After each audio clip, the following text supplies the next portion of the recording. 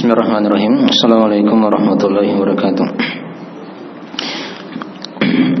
Innal hamdalillah nahmaduhu wa nasta'inu wa nastaghfiruh wa na'udzu billahi min shururi anfusina wa min sayyiati a'malina. May yahdihillahu fala mudilla lahu wa may yudlil fala hadiya lahu.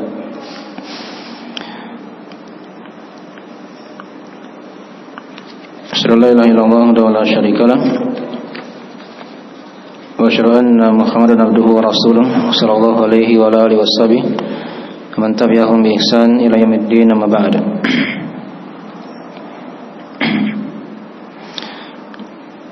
Ma'asyiral ikhwani wa akhwati fillah, azanillahu wa iyyakum rahimani wa rahimakumullah. Pada malam hari ini insyaallah taala kita akan lanjutkan dari pembahasan kita mengkaji kitab Talqin Usul Al-Aqidah Al-Ammah, talqin pokok-pokok akidah untuk umum, yang ditulis oleh Syekh Muhammad bin Abdul Wahhab bin Sulaiman An-Najdi rahimahullah ta'ala. Dan kita sekarang telah masuk di syahadat yang kedua dari uraian rukun Islam yang pertama, yang sudah kita uraikan di pembahasan sebelumnya tentang masalah dalil syahadat la ilaha illallah. Ya, beliau bawakan situ ayat di surah Al-Imran ayat ke-18. Nah, sudah dibahas ya apa makna syahadat. Dia bermakna penjelasan, ya. Dan di ayat yang telah kita baca, syahidallahu annahu la ilaha illa huwa, situ diterangkan dari makna syahadat dari Allah Subhanahu wa taala. Jadi Allah menerangkan di situ syahadat akan keesaannya. Allah kabarkan pada hamba-hambanya akan keesaan Allah Subhanahu wa taala. Ini sudah kita bahas ya. Dan di sini dari inti pembahasannya disebutkan di situ lafaz syahadat la ilaha illallah diulangi 2 kali dalam ayat yang telah kita terangkan. Ya. Dan juga sudah diterangkan dari faedah ayat penjelasan tentang keutamaan para malaikat, para orang yang berilmu, ya, dan penetapan sifat yang menegakkan untuk Allah. Dipetik padanya nama Al-Qayyum, dan juga padanya ada penetapan dari sifat yang menyaksikan untuk Allah Subhanahu wa taala dari syahadat itu ya, Asy-Syahid. Padanya ada nama Asy-Syahid. Dan juga ayat yang sudah kita baca, padanya ada penetapan nama Al-Aziz dan nama Al-Hakim. Baik. Dan ayat ini dari faedah pokok juga yang perlu kita tekankan di sini, diterangkan padanya dari penjelasan tentang kewajiban untuk beribadah, mentauhidkan Allah Subhanahu wa taala. Karena Allah kabarkan di sini akan keesaannya. Ya. Saya tidak ada yang berhak disembah dengan benar kecuali Allah Subhanahu wa taala. Yang sudah kita uraikan ya, rukun syahadat itu ada 2, dan syarat-syaratnya juga sudah kita bahas. Sudah diuraikan juga oleh beliau di pondasi yang pertama, ya, yaitu menafikan segala yang disembah selain Allah dan menetapkan ibadah itu hanya untuk Allah Subhanahu wa taala. Adapun syarat-syaratnya sudah kita terangkan. Ada 7 syarat, dan sebagian ulama ada yang menambah syarat yang ke-8. Nah. Dan sekarang kita masuk di syahadat yang kedua. Kata beliau rahimahullah ta'ala, itu syahadat Muhammad Rasulullah. Ya, di halaman 7 dari buku panduan. Di buku panduan yang lain di halaman 8 mungkin ya, disimpan di situ. Baik. Kata beliau rahimahullah ta'ala, wa dalilu anna Muhammadan Rasulullah qauluhu ta'ala, maka Muhammadun aba ahadin min rijalikum walakin Rasulullah wa khataman nabiyyin wa kana Allahu bi kulli syai'in alima. Terjemahan dari mana ayat? Kata beliau dalil tentang syahadat Muhammad Rasulullah adalah firman Allah Ta'ala, maka Muhammadun aba ahadin min rijalikum. Ya, bukanlah Muhammad adalah ayah salah seorang lelaki di antara kalian. Walakin Rasulullah wa khataman nabiyyin. Akan tetapi beliau adalah Rasul Allah dan penutup para nabi. Wa kana Allahu bi kulli syai'in alima. Nanti ditambah di bawah itu ya terjemahannya. Dan Allah ya Maha mengetahui segala sesuatu. Ya. Baik. Jadi ini ayat menjelaskan tentang syahadat Muhammad Rasulullah. Syahadat yang kedua ya. Nah, diterangkan oleh beliau di situ nama Muhammad. Segala dari hal yang dimaklum ya. Dari nama Nabi kita adalah Muhammad. Ya. Itu dalam bahasa Arabnya dari kata hamada yuhammidu tahmidan. Ya. Muhammadun. Jadi Muhammadun itu artinya Muhammad ya, yang dipuji dengan pujian yang sangat banyak. Ya, itu makna nama Muhammad. Ya.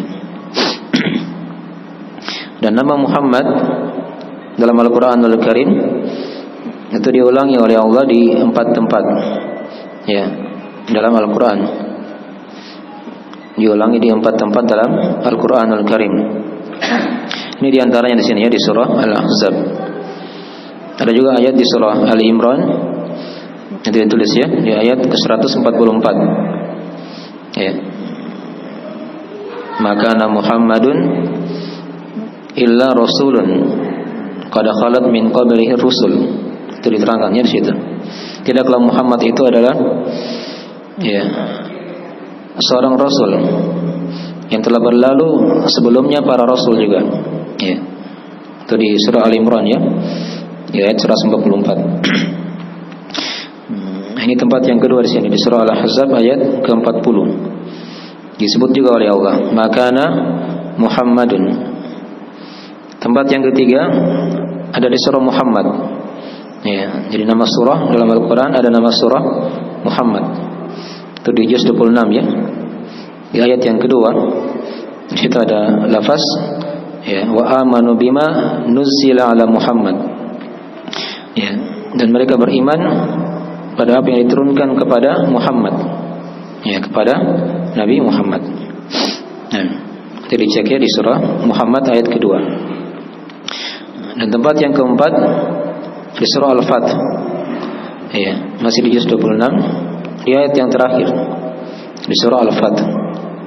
Itu diterangkan oleh Allah, Muhammadun Rasulullah. Ya, langsung jelas sekali. Muhammad itu adalah Rasul Allah. Ya. Jadi ini 4 tempat nama Nabi kita disebut ya. Ya, dalam Al-Qur'anul Karim. Ya, di surah Al-Imran, di surah Al-Ahzab, di surah Muhammad dan di surah Al-Fath.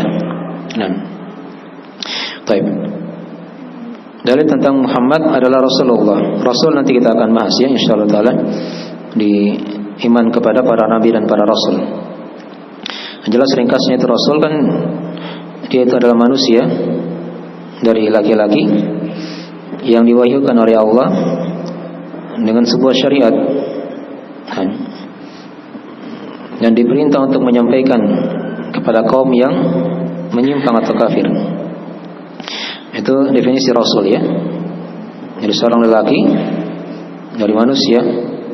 Jadi dia bukan jin ya, bukan malaikat, tapi laki-laki dari manusia yang diwahyukan oleh Allah. Ya, dia bukan dukun, tapi diwahyukan oleh Allah, diberi wahyu oleh Allah. Nah, dengan sebuah syariat dan diperintah untuk menyampaikan kepada kaum yang kafir atau yang menyimpang. Itu dari definisi Rasul. Ya. Nanti kita akan bedakan nanti insyaallah taala di rukun iman tentang Rasul dibedakan dengan Nabi. Baik, walaupun nanti kita akan bahas juga di sini ya, di ayat yang kita akan baca. Ya. Muhammad Rasulullah. Nama Allah kan sudah jelas ya. Allah adalah yang disembah atau yang diibadahi oleh seluruh makhluk. Dan dengan penuh pengagungan, pemuliaan dan pembesaran kepadanya. Tapi dikatakan tadi di ayat sini beliau akan terangkannya kepada kita.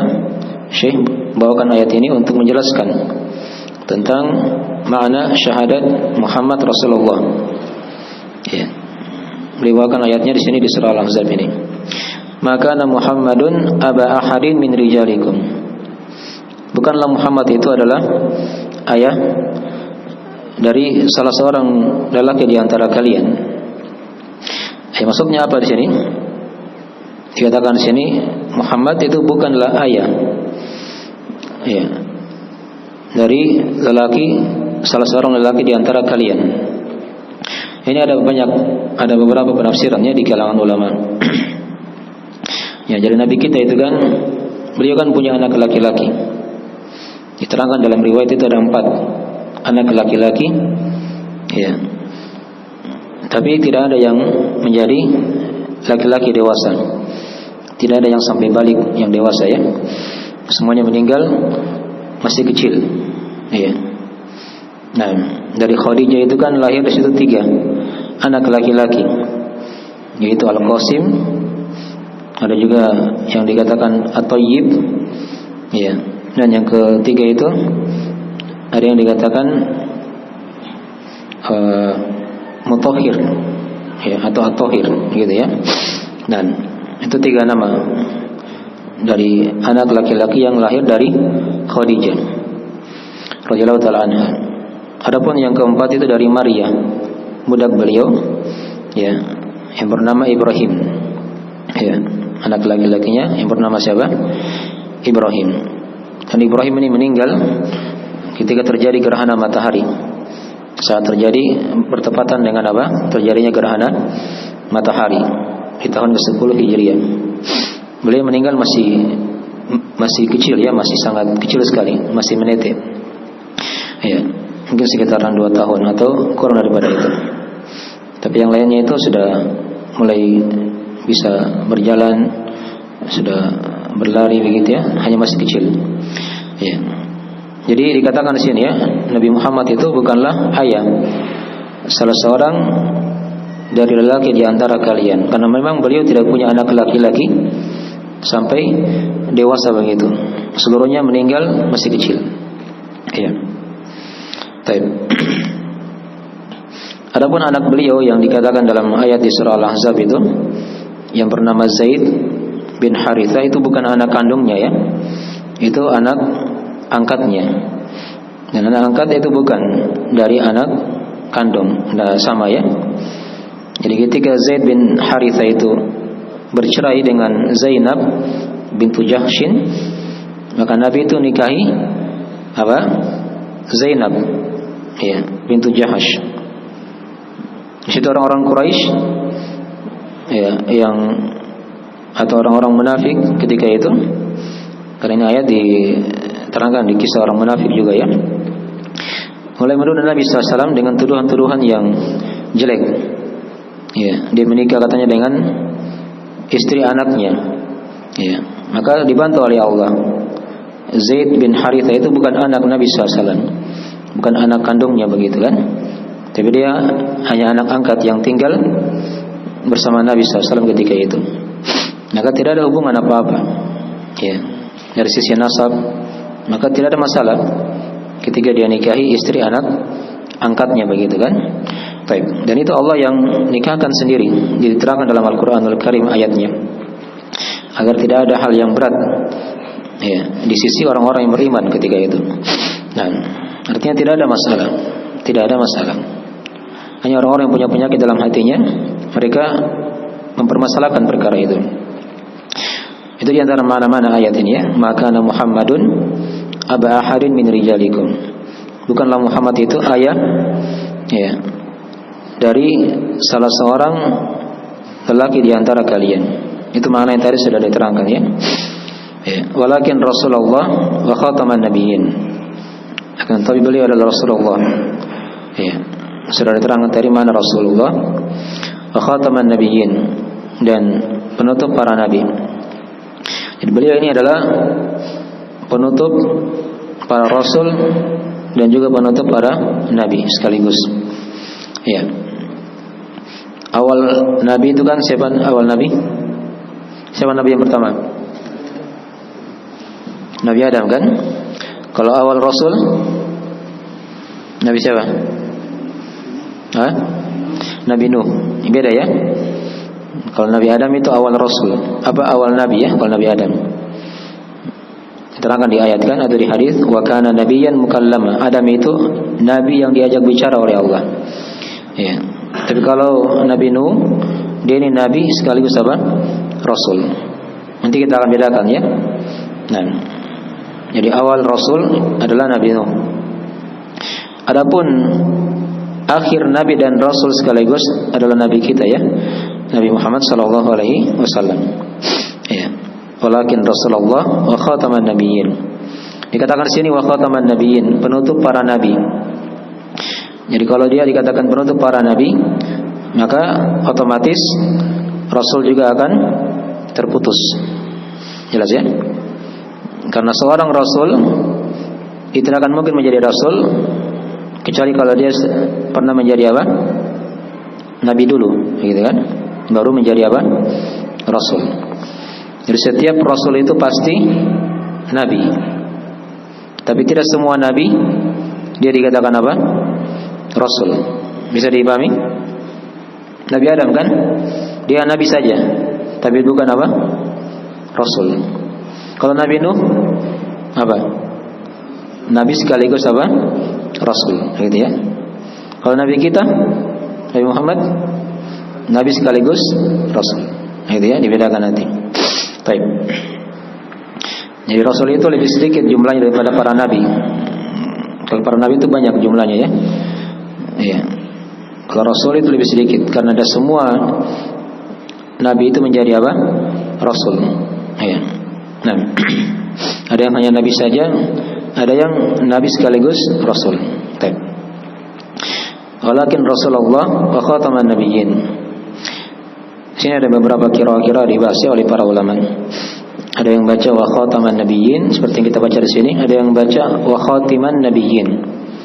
Maknanya sama semua, penutup para nabi. Jadi kalau dikatakan penutup para nabi, otomatis Rasul juga akan tertutup. Gitu kan? Wa kana Allahu bikulli syai'in alima.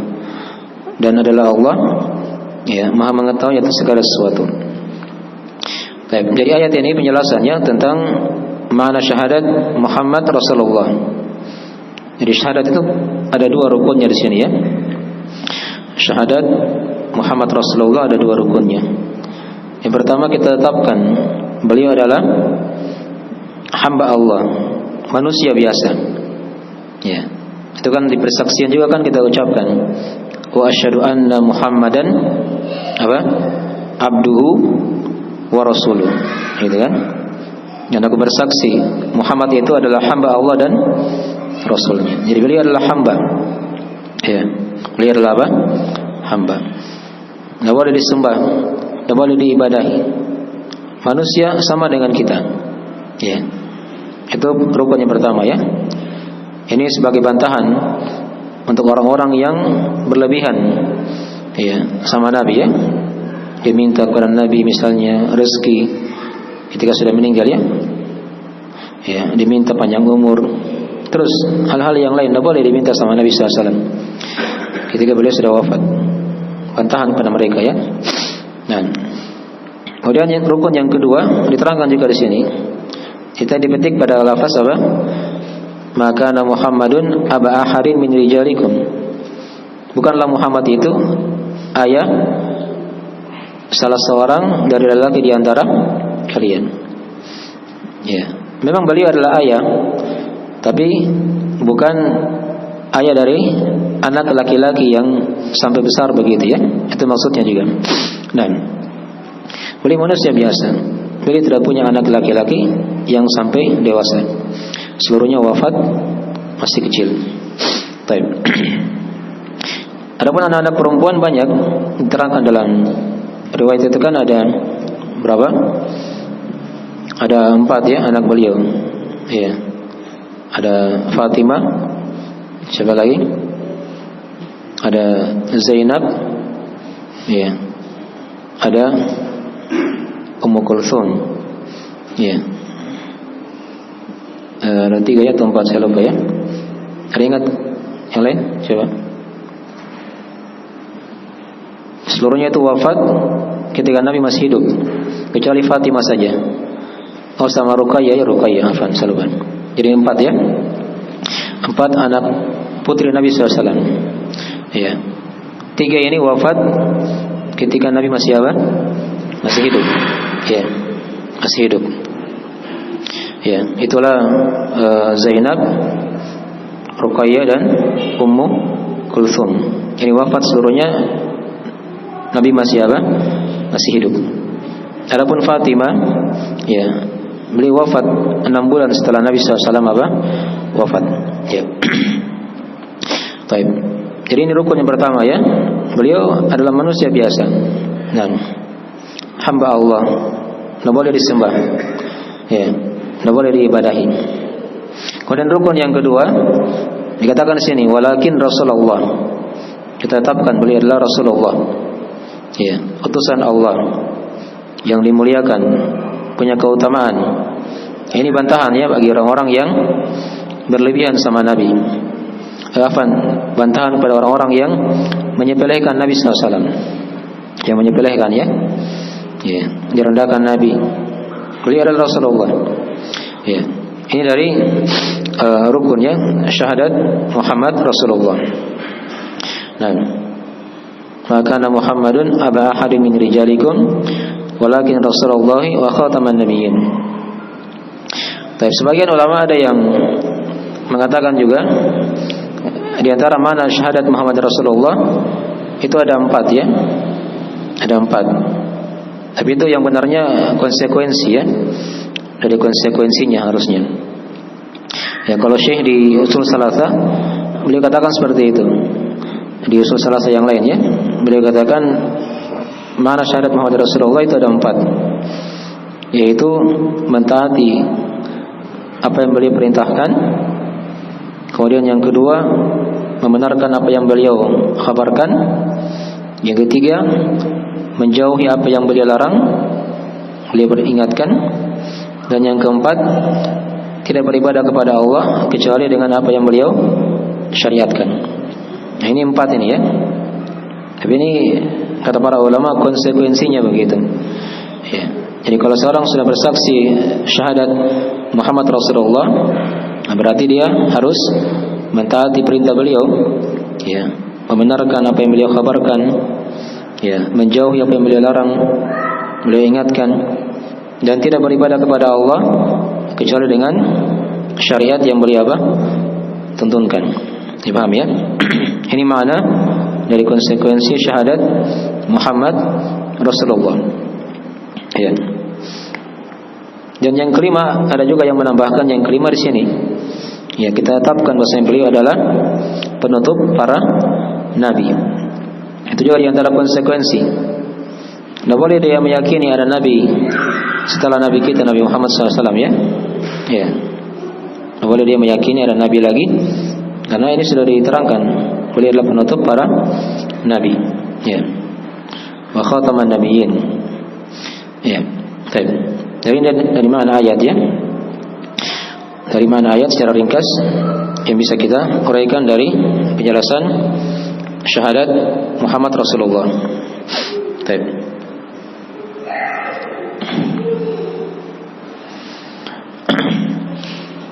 Ya, ayat ini kita terangkan faedahnya. Dari sudah diterangkan faedah pokok ya. Di sini ada penjelasan makna syahadat Muhammad Rasulullah. Ada rukunnya sudah kita bahas. Dan juga sekaligus di sini sudah dibahas masalah konsekuensinya. Di antara konsekuensinya kita tetapkan bahwa beliau adalah penutup para nabi. Ya, dan sekaligus penutup para rasul. Itu dari faedah pokok ayat ya. Baik, faedah tambahan dari ayat di sini diterangkan kepada kita penetapan nama Nabi kita ya, nama Nabi Muhammad sallallahu alaihi wasallam. Dikatakan makana Muhammadun. Ya. Kemudian diterangkan juga di sini dari faedah ayat juga penjelasan bahwa Nabi Muhammad itu beliau tidak punya ya anak lelaki yang dewasa begitu. Karena dikatakan oleh Allah, beliau itu bukanlah ayah dari lelaki yang dewasa di antara kalian. Itu jelas tadi sudah diterangkannya penafsirannya. Ya. Kemudian dari ayat ini juga diterangkan kepada kita penetapan rukun tadi ya, syahadat Muhammad Rasulullah. Ada dua tadi ya. Nah, kemudian di sini diterangkan kepada kita penetapan bahwasanya beliau adalah Rasulullah. Penetapan bahwasanya beliau adalah Rasulullah. Dan juga di sini diterangkan kepada kita ada ayat penetapan nama Allah. Wa kana Allah. Ya, penetapan nama Allah. Dan juga padanya ada penetapan nama Al-Alim untuk Allah Subhanahu wa taala. Penetapan nama Al-Alim untuk Allah Subhanahu wa taala. Baik. Mungkin di antara faedah-faedah ya, ada hadis-hadis kalau kita ingin baca diterangkannya oleh para ulama dalam masalah ini. Jadi Nabi itu pernah diterangkan dalam hadis, beliau ibaratkan beliau itu bagaikan bangunan yang dibangun oleh seorang. Jadi ada yang bangun bangunan, kemudian semuanya sudah dia percantik. Ditinggalkan di situ satu bata yang tidak diisi di situ. Satu bata yang tidak diisi. Ini diterangkan dalam riwayat Muslim ya. Ya. Maka di situ orang-orang masuk di rumah itu dan dia berkata betapa indahnya rumah ini. Andai kata ada satu bata yang dilengkapi itu, ya, yang dia sudah dilengkapi. Maka kata Nabi SAW, ana maudhi'a atau ana maudhi'u labina. Akulah yang menjadi bata yang dilengkapi itu. Ya, jadi beliau adalah penutup para nabi. Ya, itu diibaratkan dalam hadis. Beliau itu diibaratkan bagaikan bangunan. Jadi para nabi itu kan seperti itu ya, bagaikan bangunan. Ya, rumah yang dibangun oleh seorang diisakan tinggal satu batang yang belum ditutup di situ. Maka Nabi datang untuk menyempurnakan bangunan tersebut.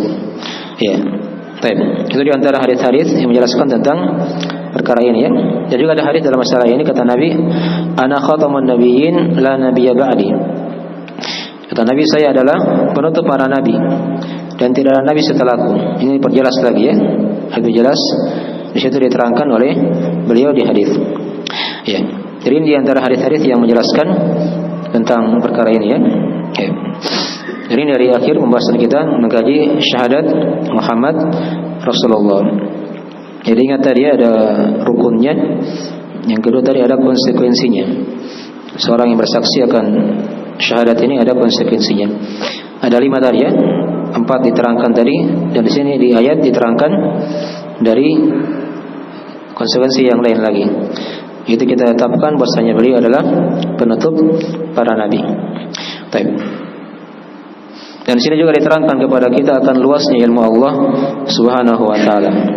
Akan keluasan ilmu Allah Subhanahu wa taala. Karena dikatakan di situ wa kana Allahu bikulli syai'in alima. Dan Allah itu Maha mengetahui segala sesuatu. Dan kemarin sudah kita terangkan juga ya. Makna nama Al-Halim itu kan dia ini lebih luas daripada nama Asy-Syahid dan nama apa? Al-Khabir. Dalam nama Al-Alim Allah mengetahui segala sesuatu yang tampak ataupun yang tersembunyi. Ditahu semuanya oleh Allah Subhanahu wa taala. Baik. Sekira jelas ya dari akhir. Dan nanti berikutnya kita akan masuk di rukun Islam yang kedua seputar masalah salat dan zakat. Beliau nanti akan gabungkan dua di situ ya. Di surah Al-Bayyinah. Baik. Dan segera itu dulu dari akhir pembahasan kita pada malam hari ini. Ada yang tidak dipahami?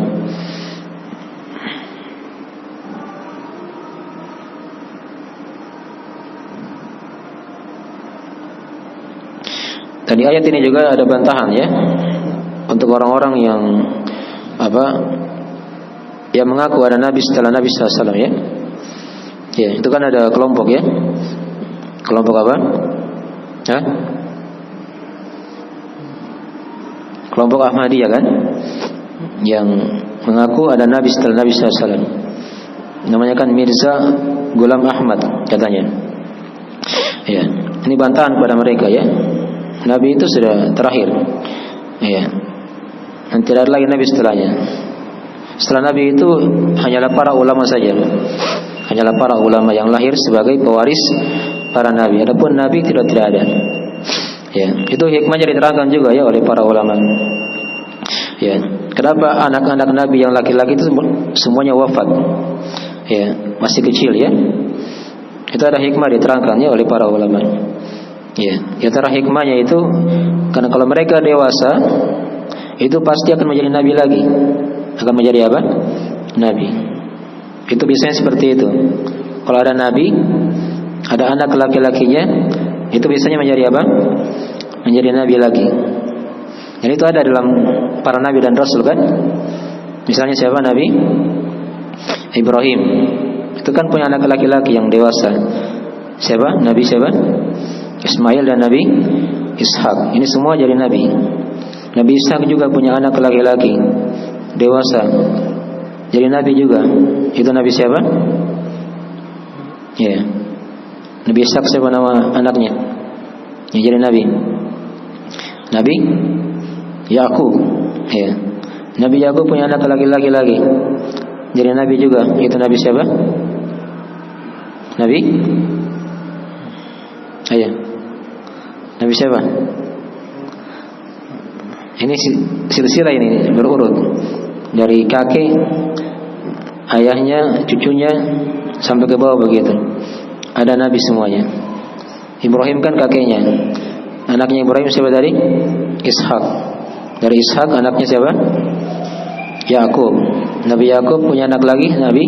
Itu nabi siapa? Nabi Yusuf. Iya. Ingat ya silsilah para nabi itu. Ya. Siapa lagi nabi yang dia ini ayah dan anaknya jadi nabi dan rasul? Yang tahu ingat siapa? Ayo. Nabi siapa lagi? Ayo, masih ada? Hah? Nabi Zakaria. Siapa anaknya yang dewasa jadi nabi? Nabi Yahya. Siapa lagi yang lain? Ayah dan anak jadi nabi. Iya. Itu yang punya kerajaan itu. Siapa? Hah? Nabi Sulaiman. Dia ini apa? Anak atau ayah? Anak. Siapa ayahnya? Nabi Daud. Iya. Iya. Daud itu ayah. Anaknya Nabi Sulaiman kan? Baik. Itu dihafal ya kisah-kisah para nabi dan rasul walaupun ringkas. Dari bentuk iman kita kepada para nabi dan rasul. Nanti kita akan terangkan juga ya insyaallah di tempatnya. Baik. Segera itu dulu ya, waktu sudah masuk. Kita akhiri majelisnya. Jika ada Quran mohon dimaafkan. Subhanakallahumma wa bihamdik, asyhadu an la ilaha illa anta, astaghfiruka wa atubu ilaik. Wassalamualaikum warahmatullahi wabarakatuh.